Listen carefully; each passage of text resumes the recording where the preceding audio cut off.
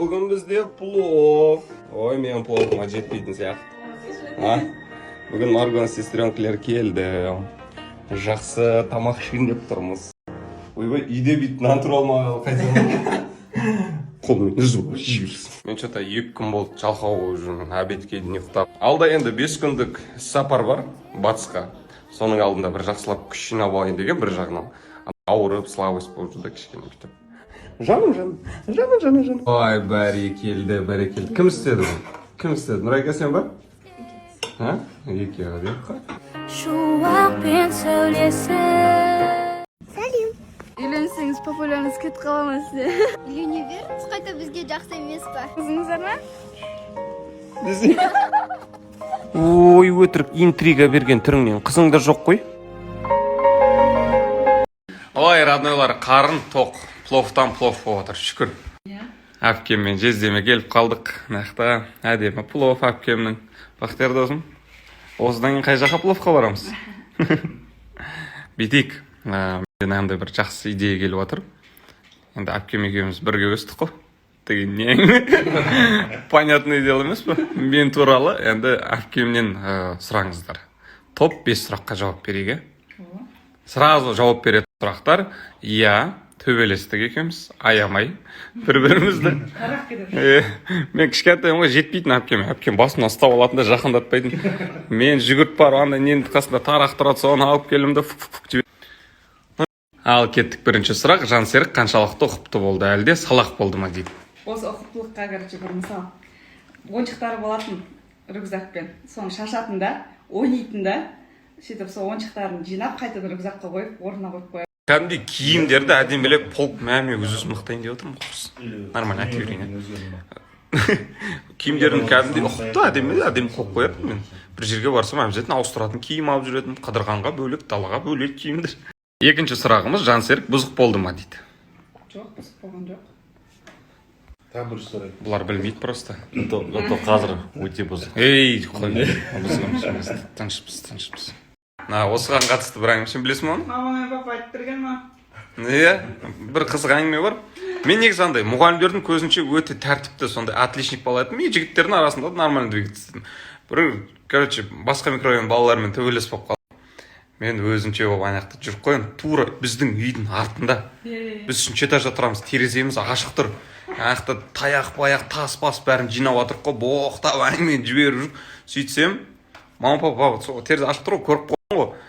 Бір уақытта домнан айнап, төбелесіп жүгіріп келатсақ, домның бұрышында мама мен папа күтіп тұр ғой. Берге бер деді. Содан кейін бітті ғой. Жылатып тұрып үйге кіргізді ғой. Түс алды ма деп шығып кетші. Үйге барып деймін. Деп жылайды бар. Сөйтіп жылар. Тамақ орасы ма? Отыр тамаққа. Папа дейді. Қалай дейсің? Жансеріктің кішкентай кезінде кімге ғашық болды? Бала махаббаты дейді. Саня деген бір қыз болатын. Екінші қатардың бірінші партасында тұратын ғой. Сархан келіп. О, отлично сәтін. Бүкіл жігіт ғашық етін, бүкіл басқа қыз жоқ деп бізде қатырамыз дейсіз. Ал келесі 4-ші сұрақ. Жансеріктің ең қатты ұнайтын қасиеті дейді. Жансеріктің ба? Жоқ. Бақтияр туралы. Ал.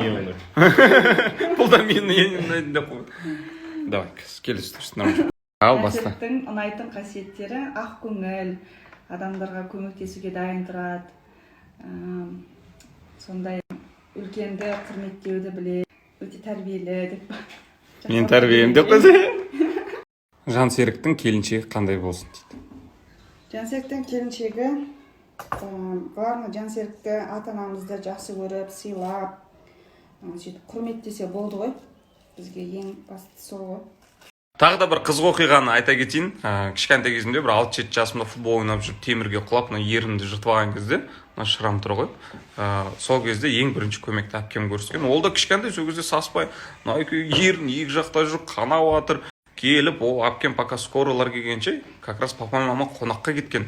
Әпкем бүйтіп марлымен әдемелеп салқын сумен басып, алғашқы көмекті көрсеткен. Жаным Құдай бересін. Сен болмасаң қайтер едім. Нишқа да түс деген әйтеуір осы кісі, журфаққа түс деген осы кісі, әйтеуір әрқашан қолдау көрсетіп, молодец. Жездешка, тебе повезло конкретно, да? Рахмет үлкен. Қалай дейсің? Мен бұрын жылап жеткен ғой. Енді тапсырған. Иә, Бұл енді тапсырған. Сөйтіп жаңа мектепте айтады, біз мектептің жанында тұрушы едік қой таяқ қасында. Сөйтіп енді маған алтын белгіге бір балл жетпей қалды. Әбден құйсаған ғой, алтын белгі алмасаң грантқа түспейсің деп. Сөйтіп еңіреп жылаған ғой, конец света ұқсап. Сөйтіп Жансек қасымда балды білем, мен жылап жатырмын. Сөйтсем бұл да мен жылағанымды көріп, велосипедке отырғанда үйге жылап тұрған. Маған папа қорқып кеткен ғой, маған бір нәрсе болды деп ше. Түсінбегенде ғой, 107 балл деген түсіне ма бұл? енді сен жылап жүрген енді жылау керек болды ма дедің ғой енді. Қаяқтан білейін енді. Мен де жүрегім сондай нәзік қой. Бүгін погода деген кайф болып тұр прям. Мынау машина вообще кайф болып тұрған. Жаным, менің жаным, құдай бері саған жаным. Бір далаға шығып таза ауа жұтып қайтсаңдар кайф болып қаласыңдар. 2-ақ сағатқа жоғалып кетсем, бірден ізде уайымдап шығатын роднойларым. Құдай ере салғандар.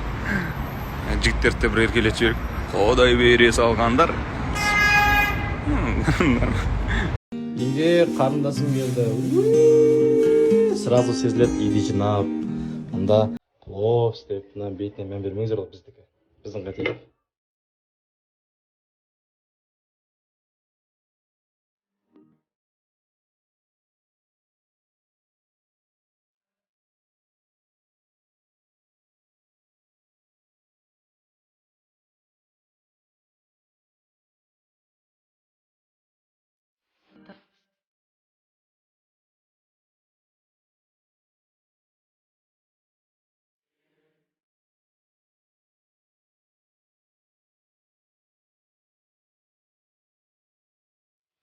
Райканың Алматыға келген себебі, мен сияқты бұл да көзіне операция істейін деп отыр.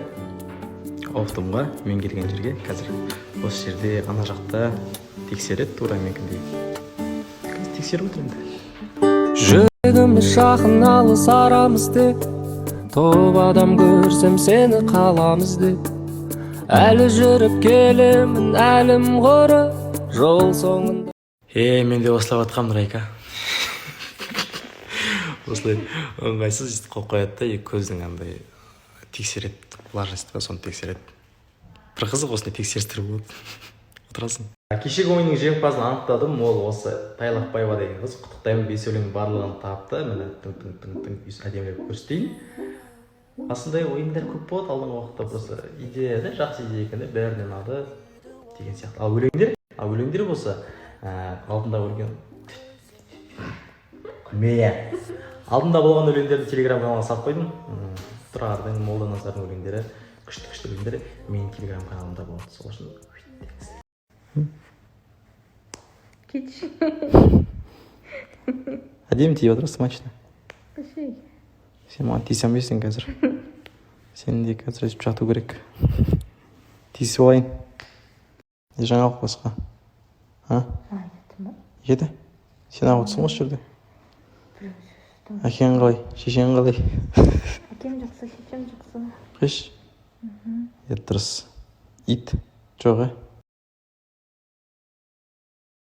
Енді бұйыртса ревьюда осындай очкимен болам.